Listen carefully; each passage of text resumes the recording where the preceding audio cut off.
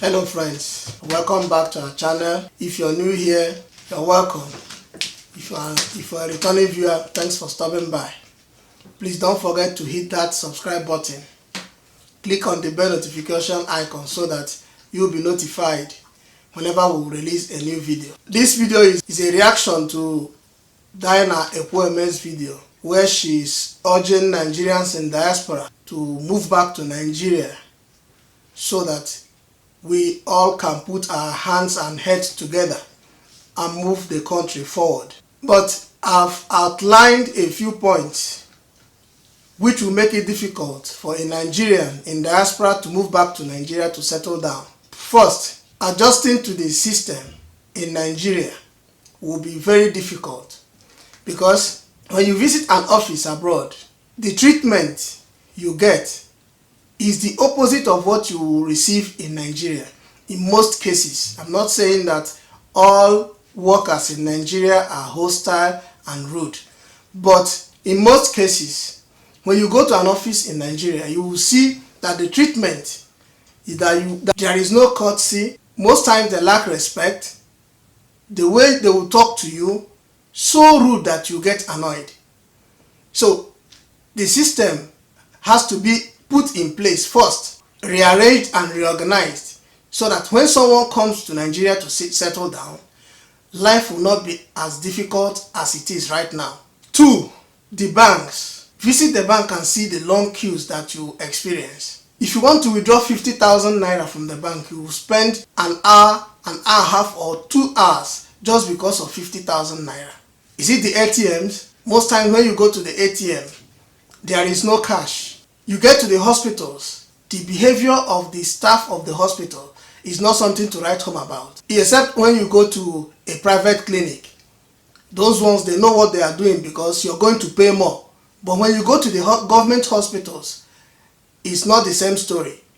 So, Nigerian government should focus on developing these infrastructures, putting in place a good system, a working system that will make diasporans to long for coming back home, if not to live permanently, but visit home often. When you finish your academics or your education abroad, every Nigerian dream is for you to secure a job and stay back there. When there is no job for you in your host country and you are about going back home, you find out that you get sick, you will think like there is no tomorrow because you know the life that you're going to face there in Nigeria. So this is the first point that hinders people, that hinders Nigerians from moving back home to settle down. Now we'll talk about power supply. When you are abroad, there is constant power supply, no interruptions. Even when there will be maybe an hour or 2 hours of power outage because of maintenance, it must be advertised, announced. The residents must be notified before the company will put out power so that maintenance work will go on. But in Nigeria, how many hours do we as Nigerians have light in a month? How many hours do we have light in Nigeria in a year? When you sum it up, 365 days that make up a year, no Nigerian will boast of power supply for 12 good hours in a month. They say that it's epileptic power supply. I don't call it epileptic power supply. There is no power supply in Nigeria. Check countries like Ghana. See countries like Benin Republic. Even Senegal.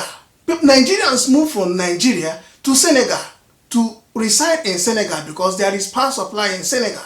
Ghana now is better than Nigeria in terms of governance, infrastructure, and what have you. The list goes on and on and on. If you are telling a Ghanaian to move back to Ghana to settle down and reside, the person will be so happy to visit his country. But in Nigeria, there is no power supply.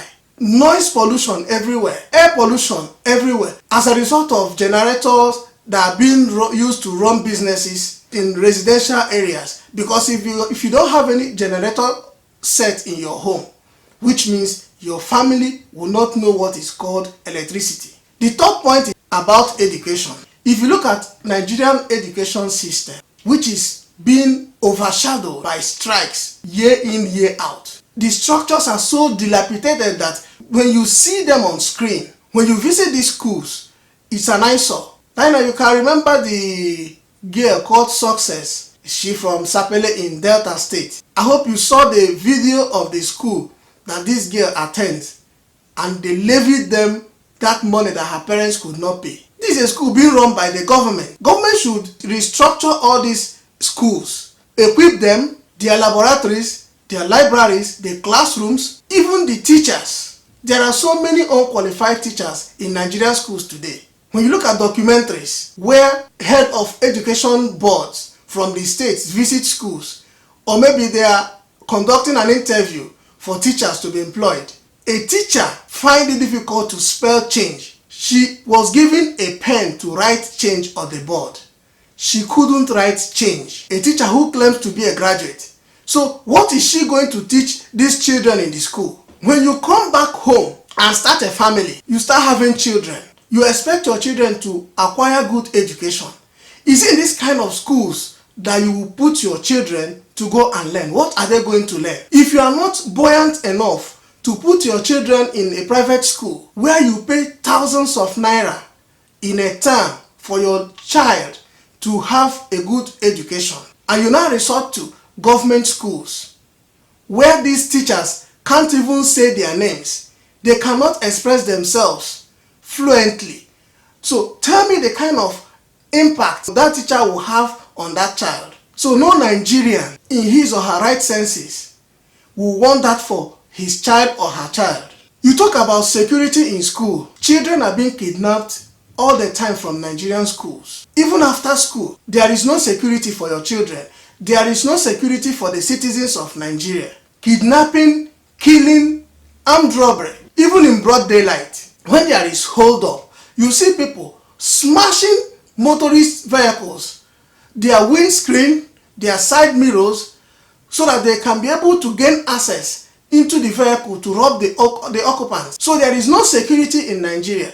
But when you are living abroad, you can even leave your $3 million or 3 million euros or pounds vehicle. You can leave it on the street.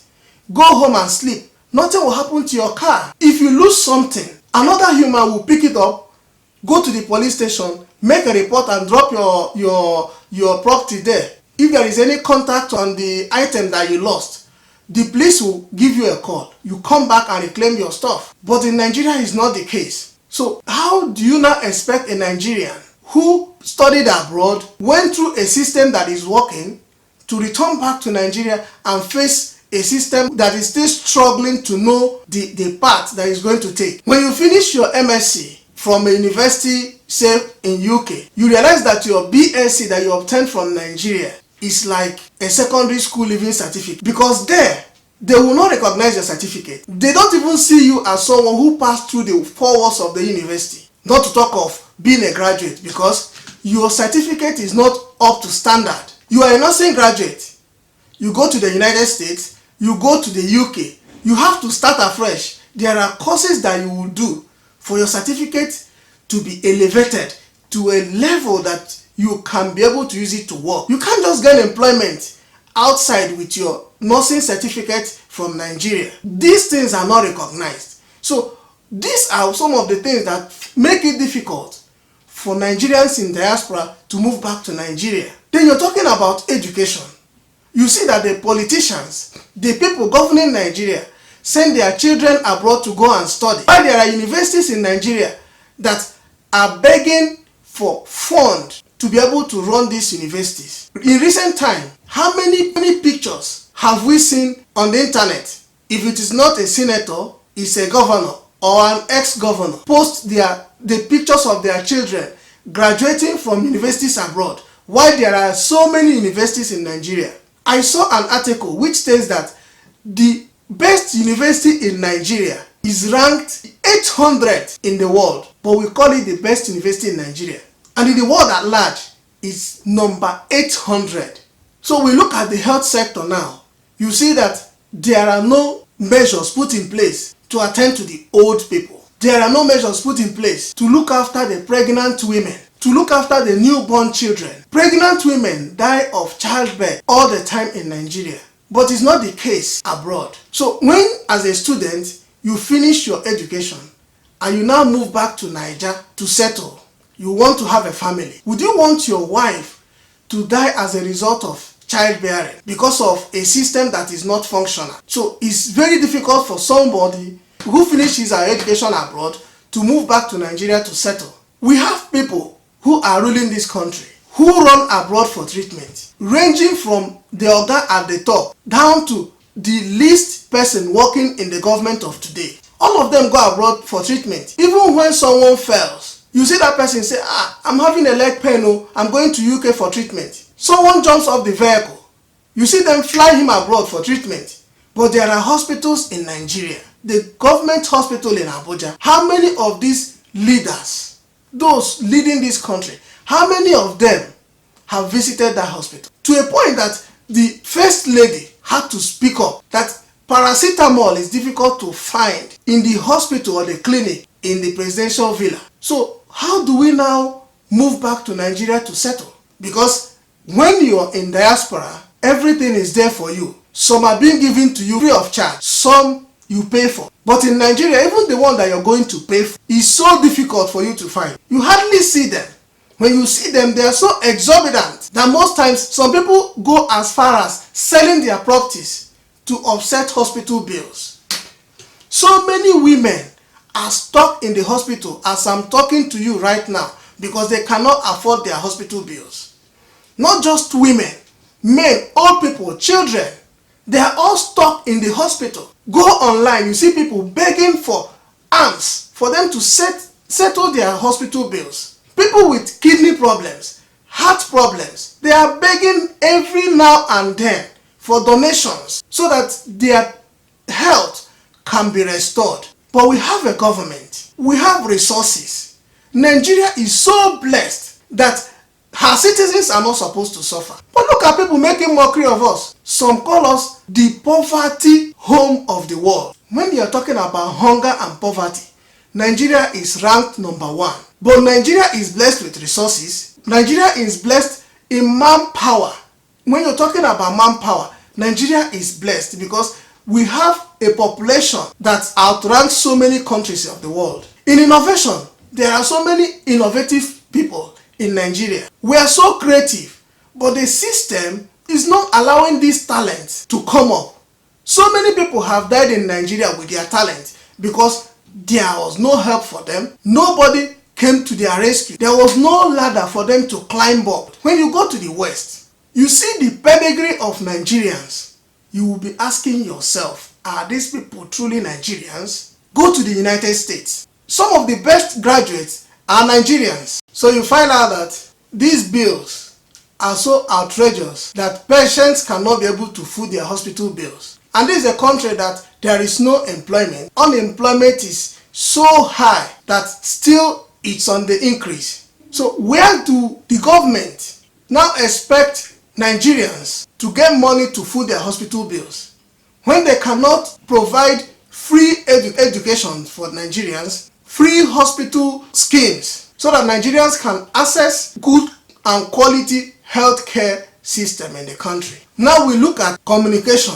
The communication sector provides very poor network coverage. When you get to the rural areas, there are so many places that are not connected. You hardly make calls. No internet services. The charges are so high that you ask yourself, when did you make all these calls? And you know that we use prepaid recharge system in Nigeria most of the time, or most Nigerians go for pay as you go. So the one that you recharge, the amount that you recharge is the amount of calls that you make. But it's not in this case. When you recharge 500 naira, the number of minutes that you spend and the 500 naira will be spent, you will start questioning yourself. You question the company that maybe if you're using MTN or using Glo or Night Mobile, any of these companies, I don't know how they manipulate their system that they siphon the little money that you put in your phone. The calls that you make is not equal to the charges that are being given to you. Go to schools. There are no internet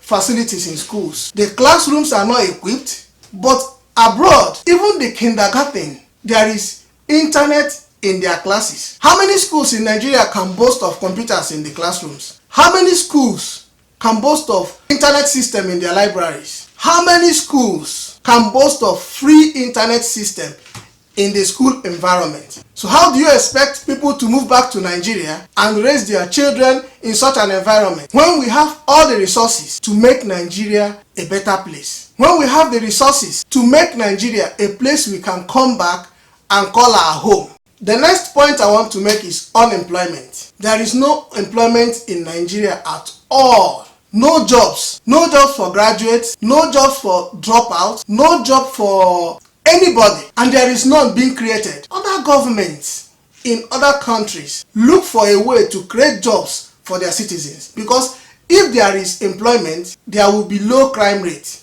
All these security challenges will not be there. All this time that we have to engage with each other on tribal wars will not be there. Internet trolling will not be there, because when you are working, you hardly have time for social media 247. You will not have time to say this man is Zamfara and I am from Abia State. You will not have that time. You will be focused and concentrated on your work. But because so many people are jobless, we have time for all these things. And people want to make quick money. That's why you see people going into, trying to defraud another person for them to be able to have money. You see people stealing.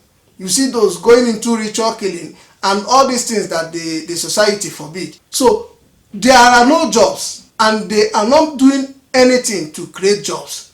So how do you now expect someone who finished his or her MSc or BSc in diaspora to move back to Nigeria? What will the person be doing? Then you talk about the salary. If you are lucky to gain employment, 30,000 naira for a graduate with master's degree or bachelor's degree. What will you do with 30,000 naira a month if you're lucky to even have that job of 30,000? You see graduates riding keke. You see graduates riding okada to make a living. You see graduates hawking on the street to make a living. If you have no connection, forget about employment. If your father, your uncle, your guardian, your aunt is not connected, there is no employment for you. Just like you said, Dyna, that if you come back to Nigeria and you don't have any connection, you will not have employment, which is true. So that's one of the reasons why someone who finished school in London, US, any country outside Nigeria will find it difficult to return back to Nigeria. Because what will you be doing when you come back? You'll be sleeping and waking up, eating from your mother's pot. How many years or how long will you continue living in your father's house? You will need to have a family of your own. You need to have a place you call your own home, not our own. You call my own, because there is a big difference between my own and our own. So these are young youths that are still vibrant. They need to be doing something. You will need to wake up early in the morning, get ready and go to work. It's not when you come back to Nigeria. What you will now be doing is to be sleeping and waking up. And you talked about entrepreneurship. Are there grants to start up something in Nigeria? And if there is any, how accessible is it? If there are grants or loans for entrepreneurs to start up something after acquiring skills from somewhere, maybe like the government say we're going to be giving out 300,000 to 400,000 per participant to start up something. The government is promoting agriculture. So these grants that the government is bringing out, is it being shared among those in charge, or did they make it open for the average Nigerian to be able to access it? I remember they talked about the IDPs, the money that was meant to be spent on the IDP, the relief materials, even the ones that are being sent to Nigeria by foreign donors. The big ogas share these things amongst themselves. You see the IDPs even protesting in the camps. But these are people that Nigerian government is caring for. A few individuals are not trying to sabotage the small effort that the government has made to take care of these people. In a system where what is due to you will be difficult for you to access, how do you now expect someone with no hope of unemployment when you return back to Nigeria to be able to cope? How do you expect that person to even dream of returning home and be greeted with unemployment? How do you expect someone with a big dream who has a blueprint of the kind of business he or she wants to set up when he or she returns to Nigeria to come back when you know fully well that there is no grant for you and you don't have any hope of raising money on your own?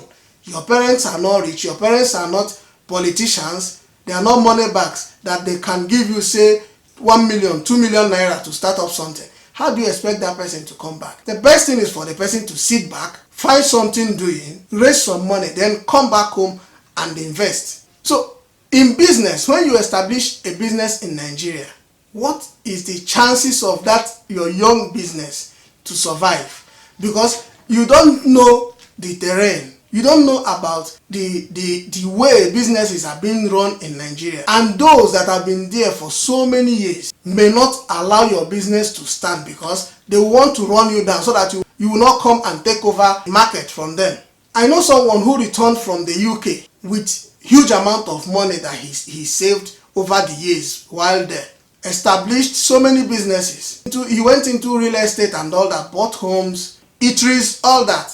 But today, this guy is begging because the system is not working. His business crashed. The whole money he's invested in the business went down the drain. That this guy had to even sell the house that he's living in. There is no means of survival.